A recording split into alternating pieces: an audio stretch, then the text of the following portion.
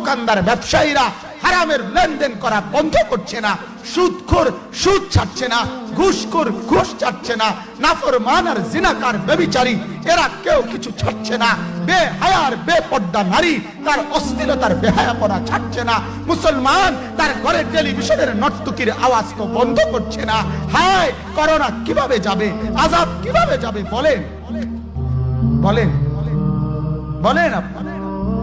আমার বাপ, ফেরাউনের উপরে তো আযাব এতদিন ছিল না, নমরুদের উপরে আযাব এতদিন ছিল না, সাদ্দাদের উপরে আযাব এতদিন ছিল না, কারুনের উপরে আযাব এতদিন ছিল না, লূত আলাইহিস সালামের কওমের উপরে আযাব এতদিন ছিল না, হুদ আলাইহিস সালামের কওমের উপরে আযাব এতদিন ছিল না, নূহ আলাইহিস সালামের কওমের উপরে এতদিন আযাব ছিল না।